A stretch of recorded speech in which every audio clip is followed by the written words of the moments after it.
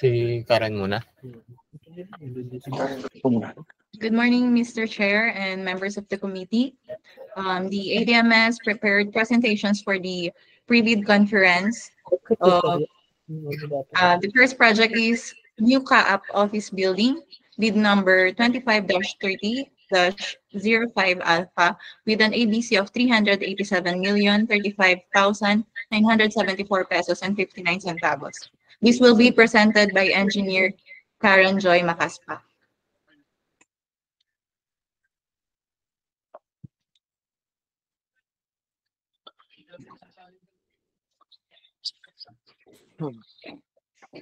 Good morning, Mr. Chair. The ADMS would like to present the conference for the procurement of new CAAP office building with bid number 25-30-05 Alpha.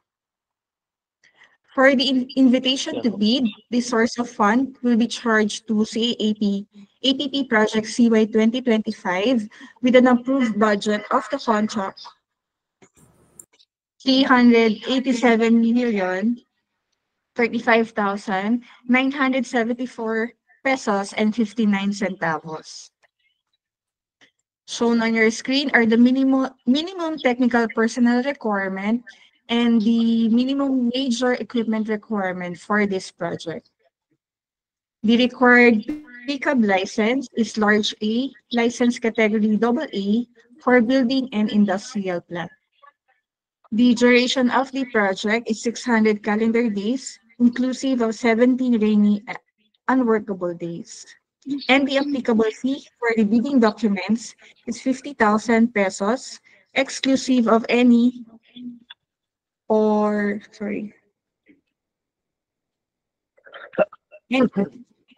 taxes imposed by the relevant government agencies. The submission of the bids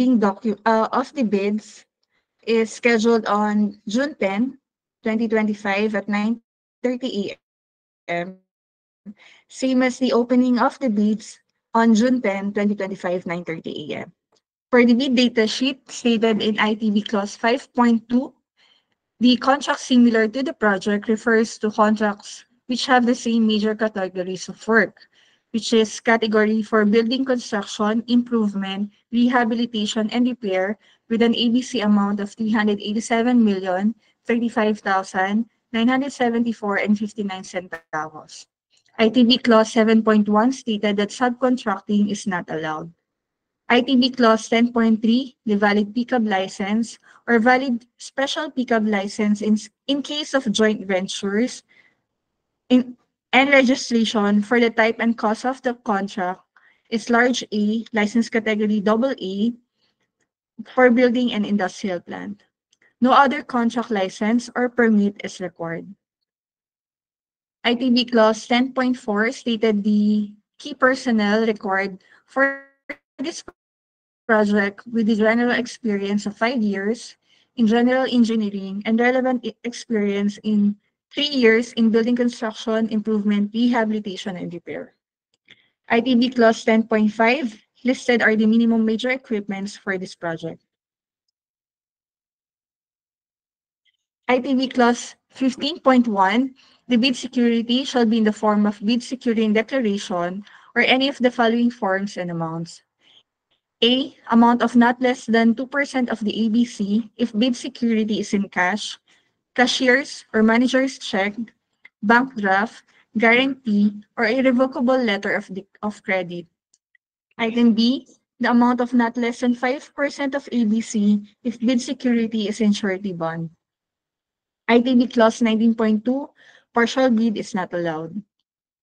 ITB Clause 20, the bidder with the lowest calculated bid, LCB, that complies with and is responsive to all the requirements and conditions shall submit its A, updated valid field certificate of registration, latest income and business tax returns filed through electronic filing and payment system, key personal licenses, and updated status of all ongoing contracts, including contracts awarded but not yet started, issued by the government agency or private party. concerned.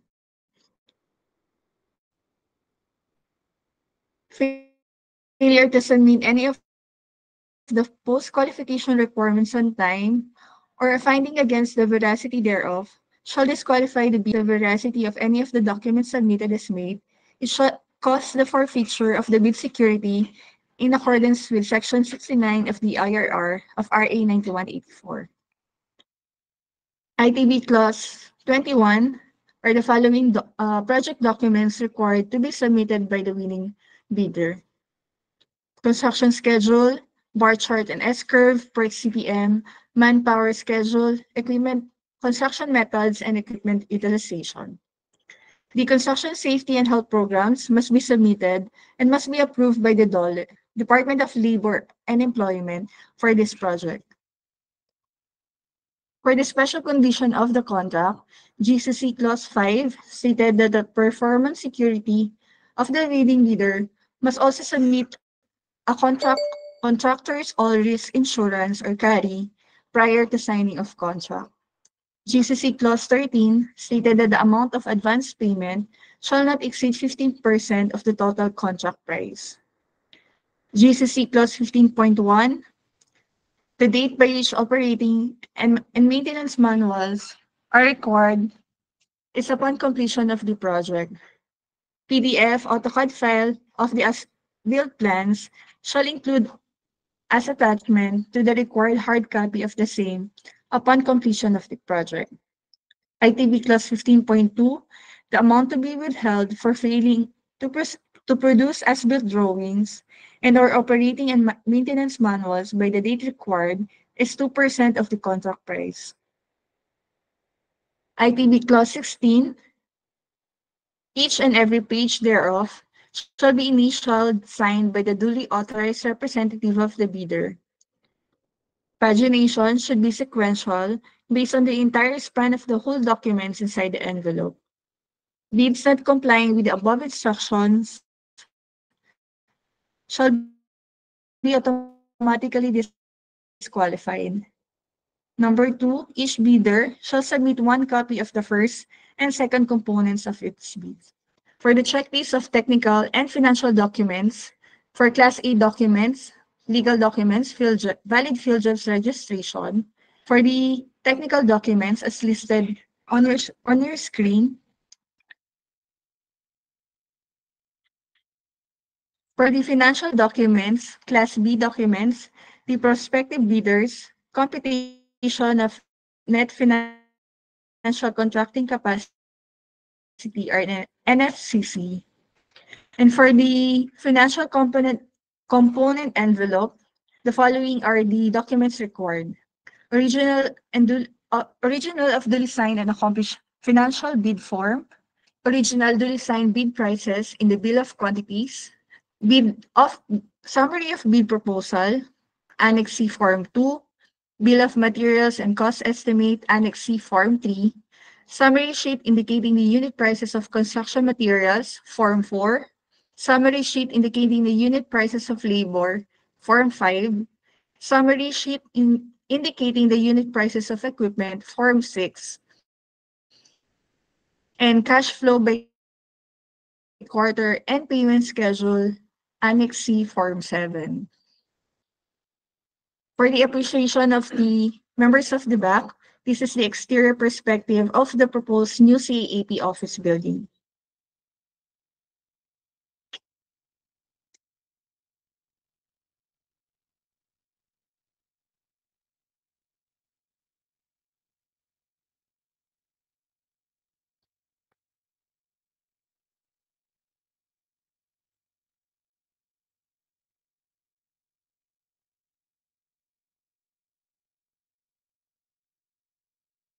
This is the proposed floor plan, ground floor area, with a dimension of 42 meters by 20 meters, and the typical floor plan for the second to sixth floor.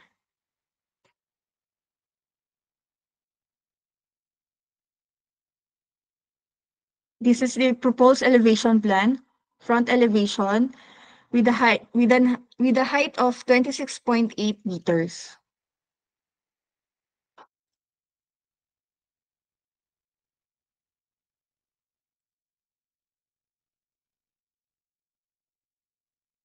Shown on your screen are the scope of work of the project. Under the general requirements, included is RD, mobilization, demobilization, construction safety and health program, provision of project billboard, signboard, and temporary service application to Meralco. Under ITB SPL1, provision of project equipments, which include site equipments and office equipments. For the item number 2 of the project, the relocation of covered court, which includes the civil structural works, architectural works, electrical works, plumbing works. For item number 3, the construction of new CAP office building, which includes the civil structural works, architectural works, electrical works, mechanical works, fire protection works, plumbing works, landscaping works, and provision of office furniture. For the general provision, provisions for staff house, service vehicles, laptops, printers, camera, platters, furniture, and other materials, devices, and equipment under special item or temporary facilities shall not include OCM and contractor's profit. The contractor shall be responsible in providing safety perimeter fence or security fences, personal protective equipment for staffs and workers on site while the construction is ongoing. Safety reports should be prepared regularly. The contractor shall be responsible for all laboratory, material testing, building and safety permits, and survey instruments necessary in the project implementation. These expenses shall be incorporated in the contractor's overhead costs and shall not be considered as pay item. Mr. Chair, this is the end of the presentation for the pre-bid conference of new CAAP office building.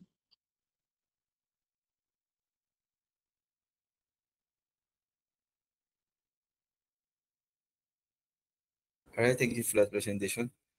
So do we have prospective bidders present? If we do, this is the opportunity for you to raise your questions. There's someone's raising their hand. Can you facilitate, Secretariat? Good morning. This is from JT Legaspi Construction.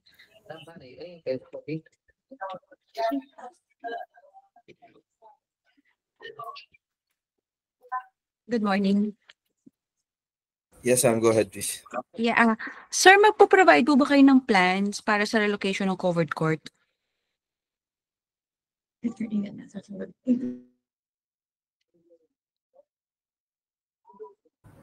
And you, sir, can you facilitate the question and answers, please? Yes, ma'am, may plans po yan. Doon po kasi sa na plans na hawak namin ngayon na nandun sa USB na ibinigay ninyo, wala po kasing plans para po dun sa relocation ng covered court. Sige ma'am, i-provide nyo na lang po yung email, add, and send po namin. Kung hindi na isama dun sa send sa inyo ng USB na binigay sa inyo sa mga file. Thank you po. And one more thing po sana, yung po kasing yung pong materials na naka-indicate dun sa DUPA, yun na po ba talaga yung susundin na materials? Yes po ma'am. Noted po. Thank you so much.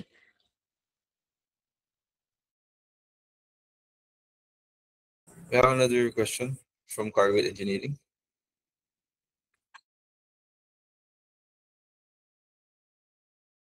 Good morning po, Mr. Chair. We would like to ask po if provided po ba yung area ng temporary facilities and for po ng manpower po. Ma'am, ang ina-allow lang po namin sa site is yung makapag-locate kayo doon ng mga warehouse nyo and yung magbabantay. Pero yung barracks ng mga tao nyo, hindi po namin pinapayagan. Off-site po Noted. yung mga barracks po, ma'am. Okay, sir. Noted po, sir.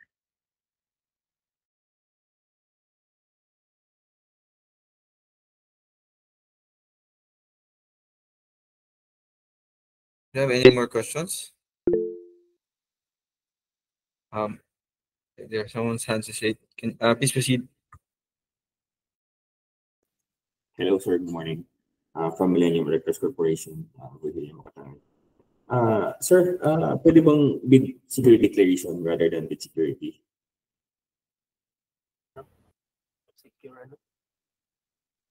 Sir, pakiulit po yung question. Pwede bang bid security declaration rather than bid security?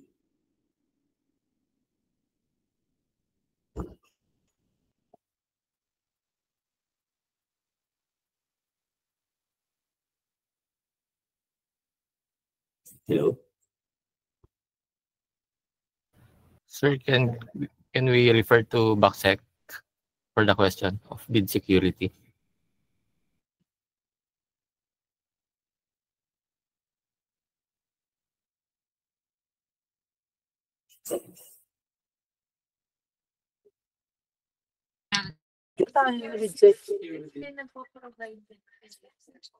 End user na po.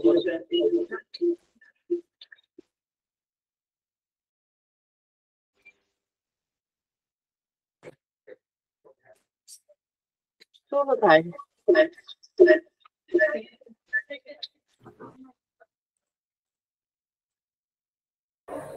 Maxa, can we answer the question?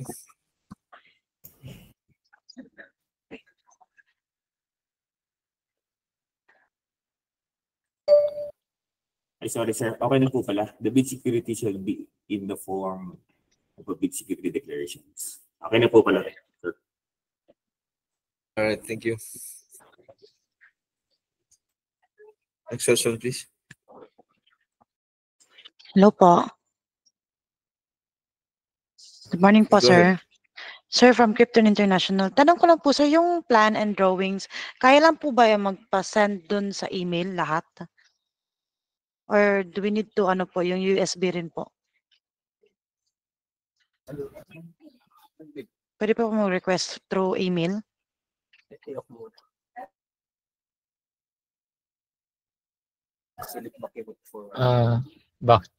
BACSEC, can you answer po?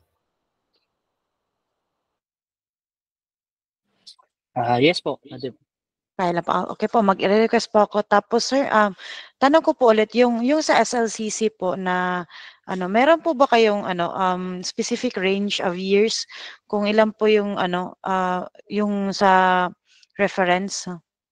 Ilang years po yung SLCC nyo?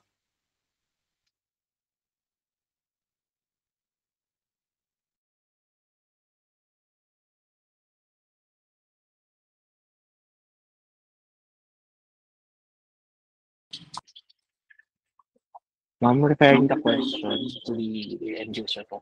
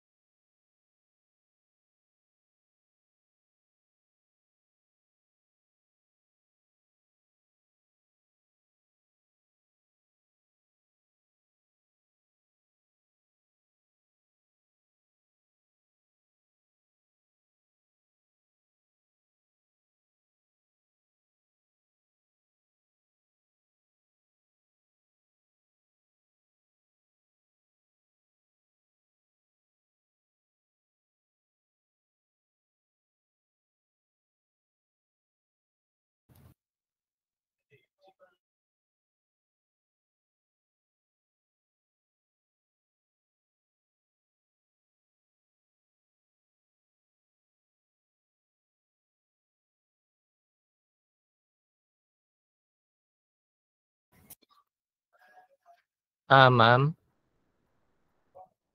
Yes po, Ma'am, sir. yung coverage po ng SLCC, wala naman po kaming sinusunod na coverage. Okay po. Sige po, noted po. Thank you po.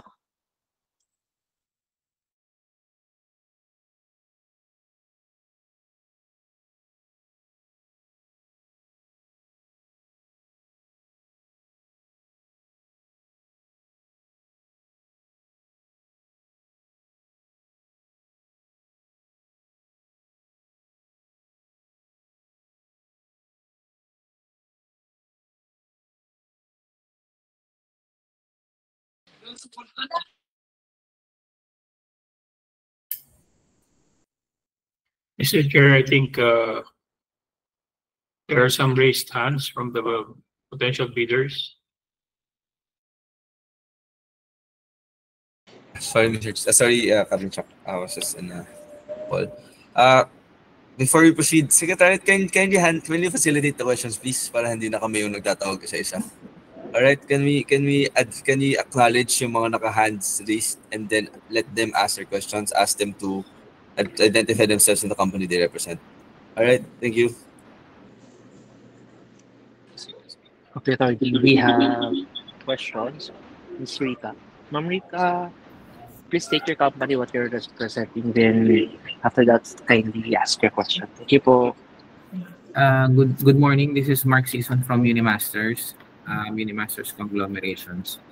First things first, sir, we would like to ask yung plans kasi ng relocation ng covered court. Do we have plans for that? And ilang floor kaya yan at ilang square meters yung i-relocate natin?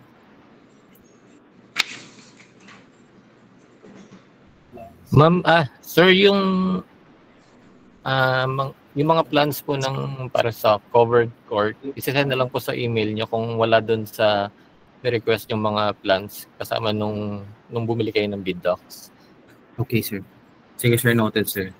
Also, sir, we would like to ask, doon sa scope of work kasi, from scope of work, we have for provision of project equipment. The site equipment requires, under scope of work, 9 units. And then from BOQ, we have 11 quantities. So, which will govern, sir? Sir, anong equipment po yan? So, provision for project equipment under SPL-1 for the site equipment. So, ibang sir, Yes. answerin na lang po namin sa bid bulletin. Okay, sir. Also, sir, yung office equipment, medyo may, from BOQ, we have 9, and then from scope of work, we have 6. Including din yan, sir. I-answerin na Okay, lang din pa namin sa bid bulletin. Okay, sige, sir. Thank you, sir.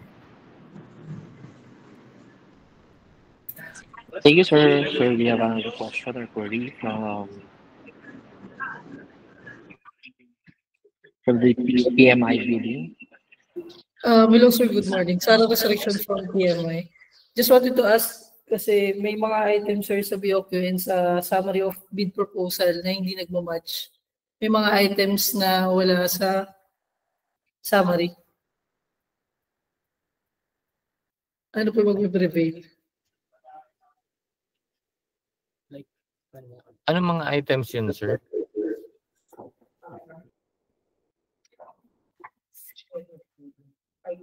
Architectural works, painting works, electrical.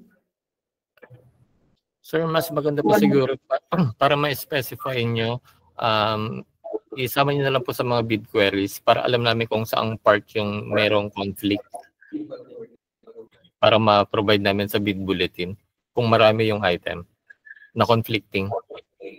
Okay, sir. Noted.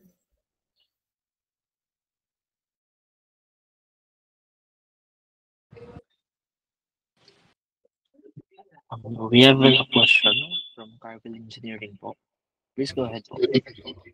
Sir, good morning from Vanessa from Carville Construction. Sir, I think this has been asked earlier regarding if sa quantity, sir ba, can we, hindi kasi namin narinig yung ano kanina. So, Can we, sir, can we change the quantity, sir, if ever yung estimates namin po is higher than the nakalagay doon sa, sir, sa BOQ tsaka sa DUPA, sir? Ma'am, pag given yung quantity doon sa bid docs, hindi po siya pwedeng palitan. Pag given, ma'am, halimbawa yung mga quantifiable na items. Kung kulang, sir, dili siya, kung ma-claim ba siya, eventually ba pag doon sa quantity? Doon sa quantity ng BOQ nila, pag kulang, claimable ba? Sa change order? Yes, as change order. Opo. Yes, Sir, ma'am. Change order po yan. Okay, sir. Noted, sir. Thank you po. Query from Sherwin Galing. Ma'am, please go ahead po. Good morning. This is Sherwin from Superior BP. Ask lang po namin yung oras ng trabaho po sa site. Ma'am, kadalasan naman po 8 to 5, sir. And during pre-con, mapag-uusapan niyo naman doon with magiging project engineer kung pwede kayo mag-extend para mas ma-expedite yung implementation. During pre-con po, pinag-uusapan po yan. Pero ang default po is 8 to 5. Okay, thank you po. Mr. Chair, last query for as of now from Ms. Valeriza Cuevas. Ma'am, please go ahead po. Good morning po ulit. Magre-required po ba kayo ng site inspection? Kung sakali namang oo, kailan po kaya? Ma'am, ang site inspection is Monday to Friday, 8 to 5. Mas maganda po mag-site inspection kayo, ma'am, para makita niyo yung site mismo. Kailangan po ba namin gumawa ng request? Hindi, ma'am. Pagpunta niyo naman po dito, didiretso lang kayo sa ADMS para dun sa Certificate of Inspection. Noted po. And kailan po ba yung last day ng submission ng mga queries? Backsec. Ay, query, 7 days before. Hello, ma'am. For queries po, 10 calendar days before they open it to bids. Pwede po tayong mag-set ng queries natin. Alright. That being said, considering there are no more questions, we can already close this pre-bid conference. As mentioned, you can still submit all your queries in writing. Much better po if you do submit in writing, particularly those na merong mga questions on individual items on the bid document, so we can issue the necessary bid bulletins. You have until 10 days before the scheduled bid opening, which is Secretariat. What's the date of the bid opening? June 10? Ba? Yes, Mr. Chair. All right. So you have until 10 days of before the bid opening to submit your queries, and we will endeavor to answer all of them. That being said, thank you so much for everyone who attended, and we look forward to your submissions. We'll just wait for your submissions and your questions. Thank you. Let's close this item. And next agenda item, please. Thank you.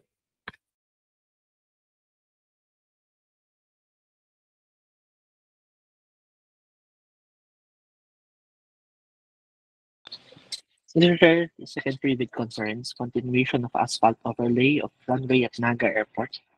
Bid number 252905 Alpha with ABC of 85,299,578 pesos and 12 centavos. And user is ADMS. Mr. Chair, this will be presented by Engineer Vincent Sanchez. Before we proceed, those prospective bidders that attended earlier for the first item, we can already dismiss them so that you can limit the pre-bid conference for those who are interested in this particular project. Thank you. Let's proceed with the presentation.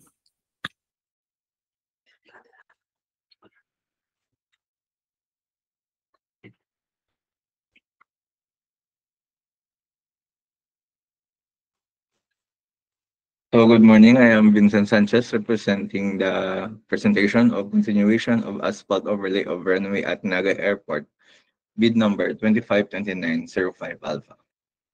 So the project title with continuation of asphalt overlay of runway at Naga Airport with an approved budget of contract of 85,299,578 pesos and 12 centavos only. So this is the minimum technical personnel requirement and also the minimum major equipment requirement. Next, the required pickup license must be medium A, license category B, with the road, highway pavement, railways, airport horizontal structures, and bridges, with a duration of 120 calendar days, inclusive of 80 rainy and workable days, with an applicable fee for bidding document of 50,000, exclusive of any or taxes imposed by relevant government agencies. Next, bid must be duly received by a box secretariat through manual submission at the office address as indicated below on or June 10, 2025, 9:30 a.m. Late bidder shall not be accepted. Next, bid data sheet, ITB clause 5.20. For this purpose, contracts similar to the project refer to the contract which have the same major categories of work, which shall be asphalt overlay of roads and structures, with an ABC amount of 85,499,578 and 12 centavos. The statement of SLCC shall be accompanied by a certificate of final acceptance issued by the owner or a final rating of at least satisfactory in the contractor's performance evaluation system. Next, ITB clause 7.1, subcontracting is not allowed. Valid pickup license or a valid special pickup license in case of joint venture and registration for type and cost of the contract for this project, which is medium A, license category B. Next, ITB clause 10.4. So this is the key personnel must meet the required minimum years of experience set below. Next, ITB clause 10.5. This is the minimum major equipment requirement are the following.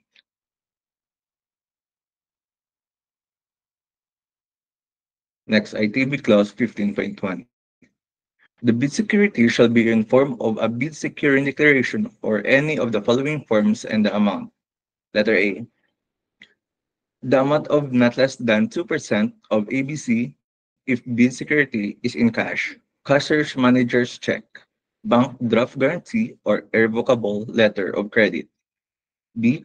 The amount of not less than 5% of ABC if bid security is in security bond. ITB clause 19.2. Partial bid is not allowed. The infrastructure project is packaged in a single lot and lot shall not be divided into sublots for the purpose of bidding, evaluation, and contract award. ITB clause 20. The bidder with the lowest calculation bid that complies with and is responsive to all requirements and the conditions shall submit its, letter A, updated valid PhilJobs certificate of registration, latest income and business tax returns filed through the electronic filing and payment system, key personal licenses, and updated status and all ongoing contracts, including contracts awarded but not yet started, issued by the government agency or private concern. Failure to submit any post-qualification requirement on time or a finding against the veracity thereof shall disqualify the bidder for award, provided that the event that a finding against the veracity of any of the documents submitted is made. It shall cause the forfeiture of the bid security in accordance with the Section 69 of IIR of RA 9184. Next is the ITB clause 21. The following relevant project documents are required to be submitted by the successful bidder who submitted the LCRB as the part of contract agreement during its signing. A. Construction schedule. B. Bar chart and S-curve. Per CPM and network diagram. Manpower schedule. Construction method. And equipment utilization schedule. Next is the GCC clause 5. In addition to the performance security, winning bidders shall submit contractors' all-risk insurance prior to the signing of contract, with a warranty against structural defect of 5 years, the amount of advance payment shall not exceed 15% of the total contract price. The date by which operating and maintenance manual are required is upon completion of the project. The date by which as-built drawings are required is upon completion of the project. It must be in PDF file format. Shall include as attachment to the required hard copy of the same completion of the project. Failure to submission to produce can be maintenance manual by the date required is 2% of the contract price. So this is the checklist of the technical and financial documents.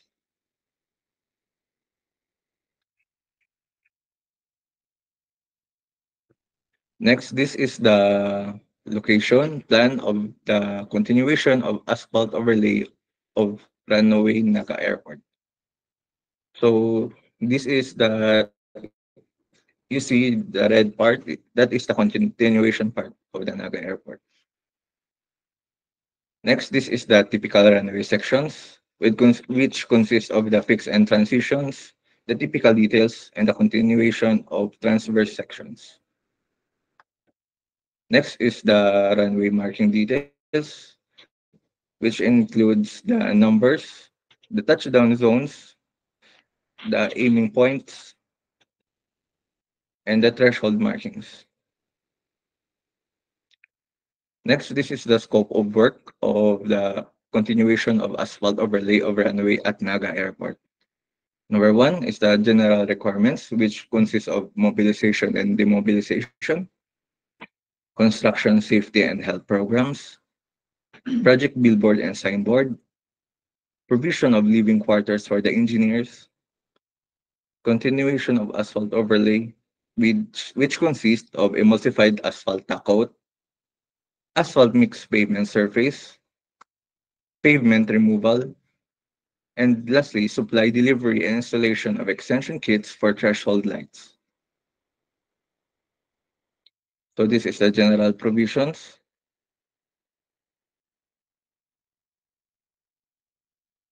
That's all. Thank you. Thank you, and you, sir. We now open the floor for questions, clarifications, or requests for additional information from the prospective bidder. Kindly state your name and company for the record before asking the question. Thank you.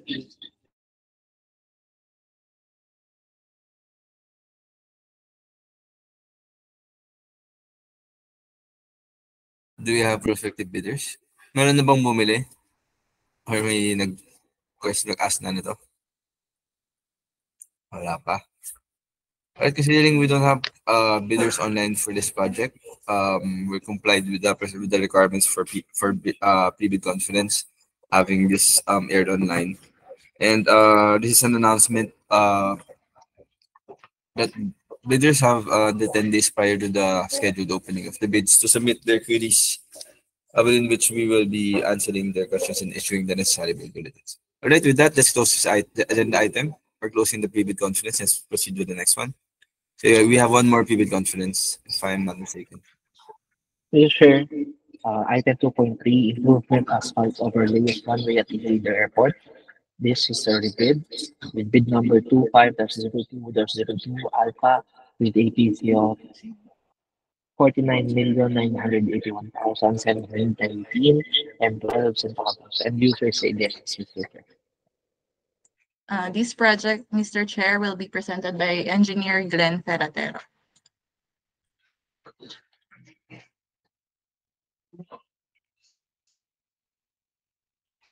Good morning. So the ADMS would like to present the asphalt overlay of runway at Iloilo Airport, rebid, with the bid number of 25-02-02 Alpha.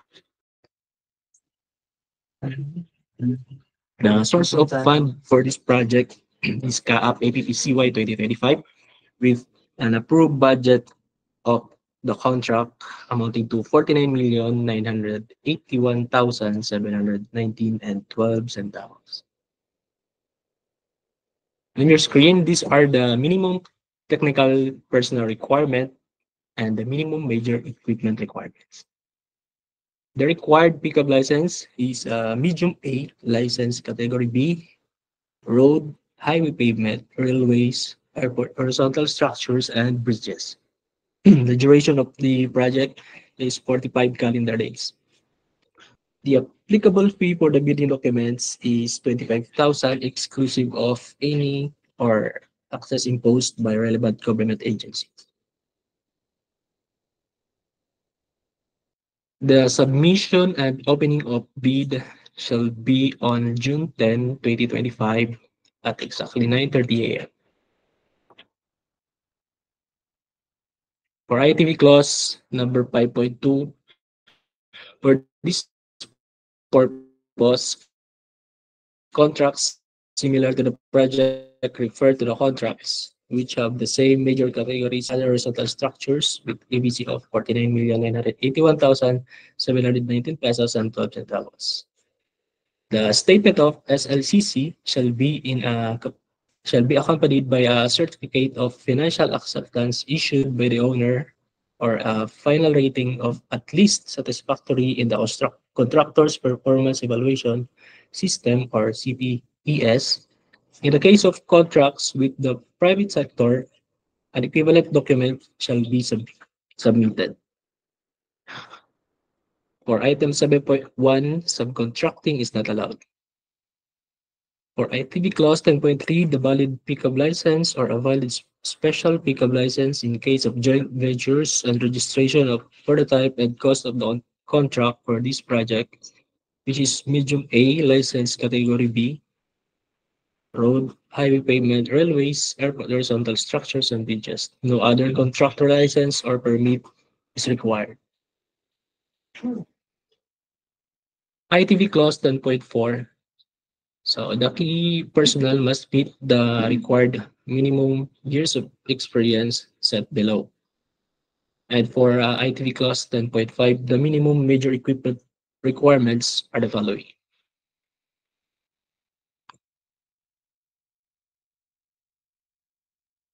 For ITV clause 15.1, the bid security shall be in form of a bid securing declaration or any of the following forms and amounts. The amount of not less than 2% of ABC if bid security is in cash, cashier's manager's check, bank draft or guarantee or irrevocable letter of credit. The amount of not less than 5% of ABC if bid security is in surety bond. 19.2, the bid partial bid is not allowed. The infrastructure project is packaged in a single lot, and the lot shall not be divided into sublots for the purpose of bidding, evaluation, and contract award. For item number 20, the bidder with the lowest calculated bid that complies with and is responsive to all the requirements and conditions shall submit the following requirements listed below. Failure to submit any of the post-qualification requirements on time or a finding against the veracity thereof shall disqualify the bidder for award, provided that in the event that finding against the veracity of any of the documents submitted is made, it shall cause the forfeiture of the bid security in accordance with Section 69 of the IRR of RA 9184. ITV clause number 21. The following relevant project documents are required to be submitted by the successful bidder who submitted the LCRV as part of the contract agreement during its signing.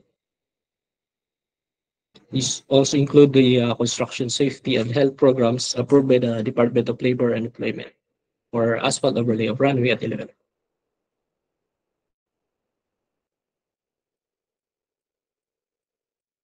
Under GCC clause item number 5, in addition to the performance security, winning bidder shall submit contractors all risk insurance or carry prior to signing of contract. For item 7.2, the warranty against structural defect is 5 years. The amount of the advance payment shall not exceed 15% of the total contract price. For item 15.1, upon completion of the project, the contractor is required to submit operating and maintenance manuals as well as the as-built drawing plans in a PDF or AutoCAD file. The amount to be withheld for failing to produce as-built drawings and or operating and maintenance manuals by the date required is 2% of the contract price. So these are the checklist of technical and financial documents.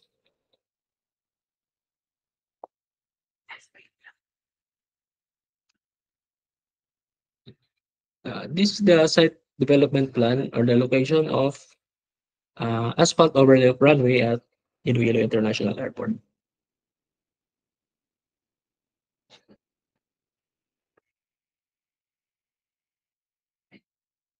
This is the typical sections of runway center line and the transverse slope corrections.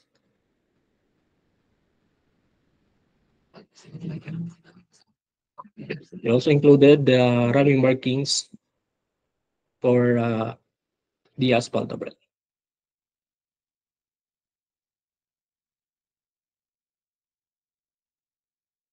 For the scope of work of the project, we have the mobilization or demobilization, construction safety and health, removal and disposal of existing asphalt pavement, bituminous top coat, asphalt mix pavement, runway markings, and also the general provision work for the project. That's the end of the presentation, Mr. Chair. Thank you. Thank you for that, sir. If there are any prospective bidder for this project, we now open the floor for questions, clarifications, or requests for additional information from the prospective bidder. Kindly state your name and company for the record before asking the question. Thank you.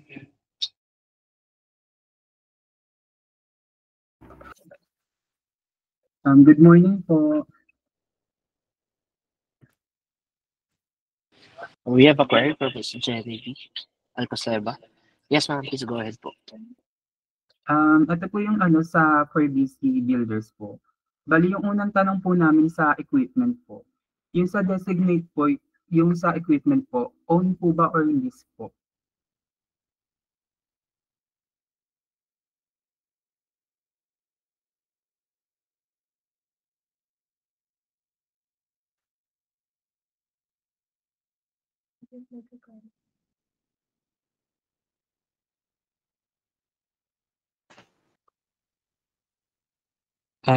Yes, sir.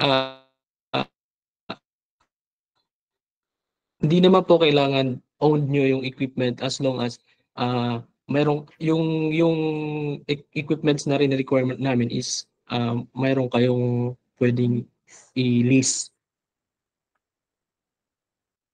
So hindi po siya required po na lahat po is own. May lang po na may lease po and may own po, ganun po. No? Yes, ma'am. As long as ma-provide niyo po yung lahat ng nakalist na equipment po. Opo. Tapos yung sa may capacity po ng equipment, kung need po ba ng brochure, sir? Ang ano lang po na ma'am is pagka nag-release kayo ma'am is need po namin magkaroon ng cap or dapat may provide kayong lease agreement ng mga equipment po. Okay po. Tapos yung sa may CPS rating, kung need po ba ng attachment po nun?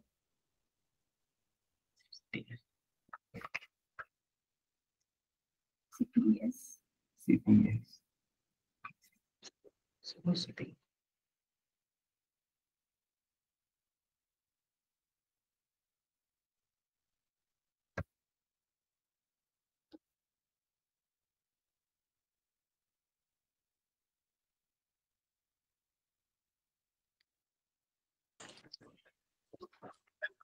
Any prospective bidders?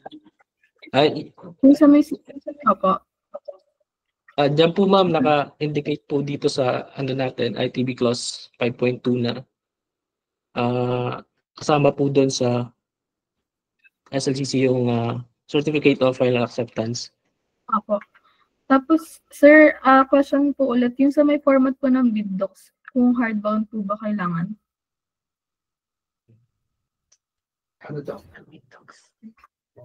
Ma'am, hindi naman po required na hardbound.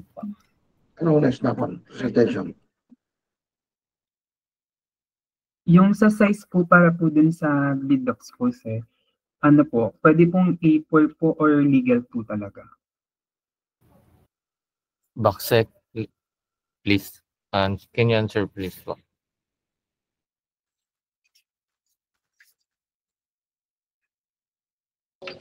Sorry, ma'am. Can you please repeat the question? Yung sa size po na gagamitin po dun sa bid docs po, kung A4 po or legal size po. Thank you. As the law provides, wala na po tayong requirements as to the size of the paper that we're going to use. Pwede pong A4 or legal, which po. Thank you. Ayun po, sir. Same naman po dun sa format po dun sa website po.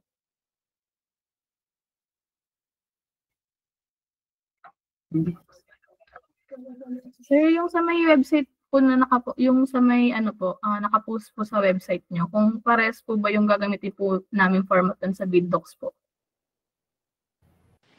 Yes po, ma'am. Same po. Okay po. Thank you. Tapos din sa amin, yung sa key personal po. Yung, di ba po project engineer na lang po, then wala na po ba yung project manager po?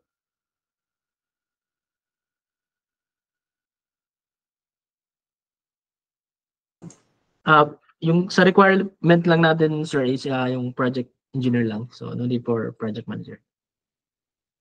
Okay po. Okay na po, sir. Salamat po. Thank you din po, ma'am. Any more prospective bidders for this project? Thank you, sir. Just any clarifications or amendments arising from this pre-bid conference should be contained in a supplemental bid bulletin, if applicable, which will be posted on the PhilJEPs and the procuring entities official website, not later than 10 calendar days before the deadline of submission. There being no. Thank you for that. There being no more questions. We look forward to your submissions and maraming salamat po for participating in today's pre-bid conference. Maraming salamat. This item is closed. Let's proceed, please.